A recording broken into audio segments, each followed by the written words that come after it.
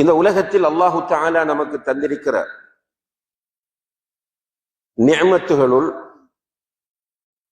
மிக பெருமதியான நிஅமத் எது என்று என்னிடமும் உங்களிடமும் கேட்டால் நிச்சயமாக நாம் இந்த தீன் தான் என்று சொல்லுவோம்.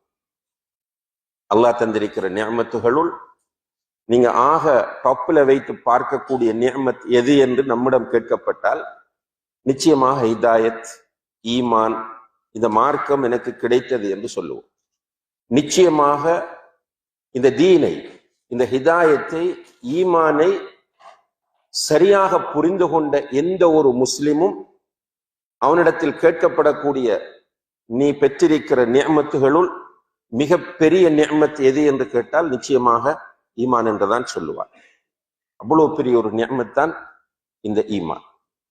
இருந்தாலும் நம்முடைய சமுதாயத்தில் பலருக்கு இந்த ஈமான் மிகப்பெரிய ஒரு கிஃப்ட் என்பது புரியவில்லை. ஏனென்றால் ஈமான் என்றால் என்னவென்று தெரியவில்லை என்பது ஒரு பக்கம் இருக்க, இரண்டாவதாக இந்த ஈமானை பெறுவதற்காக வேண்டி அவர்கள் எந்த சிரமமும் படவில்லை. தாய் தந்தை முஸ்லிம்களாக இருப்பதனால் அவர்கள் முஸ்லிம்கள், அவர்களுடைய தாய் தந்தையர்கள் முஸ்லிம்களாக இருப்பதால் இவர்கள் முஸ்லிம்கள் என்று ஒரு பாரம்பரிய முறையில் இந்த ஈமான் நம்மிடத்தில் வருவதனால் ஈமானுடைய பெருமதி நமக்கு புரிவதில்லை. உண்மையிலே அல்லாஹ் தந்திருக்கிற மிகப்பெரிய கிஃப்ட் இது மட்டும்தான். இந்த உலகத்தில் வேறு ஒன்றுமே உண்மையும் கிடையாது, நிரந்தரமும் கிடையாது. இதை நம்ம ரியலைஸ் பண்ணிக்கொள்ள வேண்டும். குழந்தைகள் என்றிருந்தோம், பிறகு சிறுவர்கள் என்றார்கள் நம்மை பார்த்து. சிறுவர்கள் என்று ஓடி விளையாடி கொண்டிருந்தோம், டீனேஜுக்குள்ள வந்துட்டா என்று சொன்னார்கள். அதற்கு பிறகு சொன்னார்கள் நீ வாலிபனாகி விட்டாய், உனக்கு திருமணம் முடித்து தர வேண்டும் என்று சொன்னார்கள். திருமணம் முடித்தோம். இப்ப நீ ஒரு முதிர்ச்சியான ஒரு வயதிலே இருக்கிறாய் என்று சொன்னார்கள். முதிர்ச்சி என்று சொன்னா மெச்சூரிட்டியான ஒரு பீரியட்ல நீ இருக்கிறாய் என்று சொன்னார்கள். பிறகு திடீரென சொல்கிறார்கள் உனக்கு வயது போய்விட்டது, நீ முதுமை அடைந்து விட்டாய் என்று சொல்கிறார்கள். பிறகு திடீரென ஜனாசா அறிவித்தல் வருகிறது. அப்ப நம்முடைய வாழ்க்கையில் குழந்தை, சிறுவர், மாணவர், பதின்பருவம், வாலிபம், 40க்கு மேல் முதுமை என்ற ஒவ்வொரு கட்டமாக மாறிக்கொண்டு செல்கிறோமே தவிர ஒரு இடத்தில் நாம் நிற்பதில்லை. எந்த ஒன்றும் நம்மிடத்தில் நிரந்தரமாக இருப்பதும் இல்லை.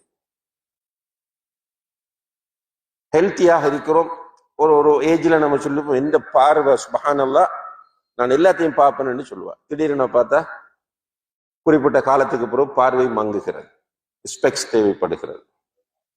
நல்ல ஓடக்கூடியவராக இருப்பார், பிறகு பார்த்தால் அவரால் நடக்கக்கூட முடியாத நிலைக்கு போய்விடுகிறார்.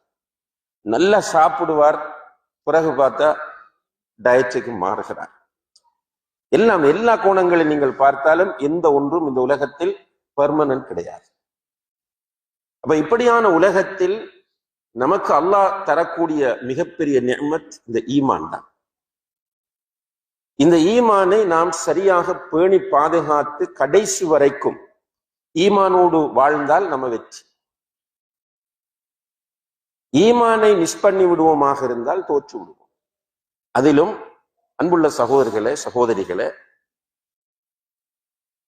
காலம் செல்ல செல்ல கெட்டுக்கொண்டே போகும் என்று நபி ஸல்லல்லாஹு அலைஹி வஸல்லம் அவர்கள் சொன்னார். லா யத்தி அலன் நாஸி ஸமான் இல்லா வல்லதி பஅதஹு ஷர்ரும். காலம் போக போக மோசமாகிக் கொண்டே போகும். சுப்ஹானல்லாஹ். இது அல்லாஹ்வுடைய தூதரின் முன்னறிவிப்பு. இது நடக்காவிட்டால் அவர்கள் தூதர் இல்லை என்று வந்துவிடும், அல்லது அவர்களுடைய முன்னறிவிப்பு பொய் என்று வந்துவிடும். அப்ப நடக்கும்.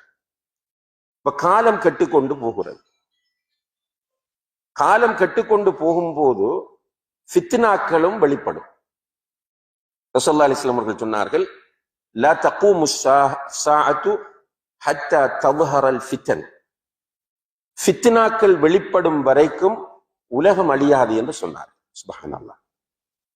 ஃபித்னாக்கள் வெளிப்படும் வரைக்கும், அதாவது ரசூலுல்லாஹி அலைஹி வஸல்லம் அவர்கள் முன்னறிவிப்பு செய்த எல்லா ஃபித்னாக்களும் வெளிப்பட வேண்டும்.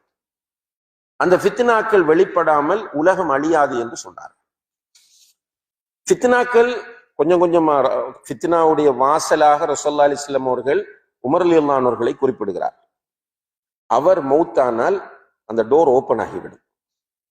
உமர் இப்னுல் கத்தாப் ரலியல்லாஹு அன்ஹு அவர்கள் வஃபாத்தானால் ஃபித்னாவை மறைத்துக் கொண்டிருந்த இந்த வாசல் திறந்து விடுகிறது. எனவே அதற்கு பிறகு ஃபித்னா வெளிப்படும். அதே போல உமர் ரலியல்லாஹு அன்ஹுடைய வஃபாத்தோடு இந்த சமுதாயத்தில் ஃபித்னாக்கள் ஒவ்வொன்றாக வெளிப்பட ஆரம்பிக்கின்றன. ஸல்லல்லாஹு அலைஹி வஸல்லம் அவர்கள் சொல்லுகிறார்கள், காலம் போக போக மோசமாகி கொண்டு போகும், ஃபித்னாக்களும் அதிகரித்து கொண்டே போகும். எந்த அளவுக்கு அதிகரிக்கும் என்றால் தமூஜ் கமூஜில் பஹர், ஃபித்னாக்கள் கடல் அலை வீசுவது போல வேகமாக வந்து கொண்டிருக்கும். ஒரு ஃபித்னாவை ஒரு முஃமின் பார்ப்பான். அவன் ஒரு இடத்துல போகும்போது ஒரு ஃபித்னா, அந்த ஃபித்னாவை அவன் பார்த்து விட்டு சொல்லுவான், ஹாதிஹி முஹ்லிகதி, இந்த ஃபித்னா தான் என்னை அழிக்கப் போகிறது, இந்த ஃபித்னா தான் என்னை அழிக்கப் போகிறது என்று சொல்லிக் கொண்டிருப்பான். ஆனால் அடுத்த நாள் வருகிற ஃபித்னா ஏற்கனவே வந்த ஃபித்னாவை அவனுக்கு சிம்பிள் ஆக்கி விடும். துரக்கிகு பஅதுஹா பஅதா, சிலதை சாதாரணமானதாக, சிம்பிளானதாக, மென்மையானதாக ஆக்கிவிடும் என்று அல்லாஹுடைய தூதர் ஸல்லல்லாஹு அலைஹி வஸல்லம் அவர்கள் சொல்கிறார்.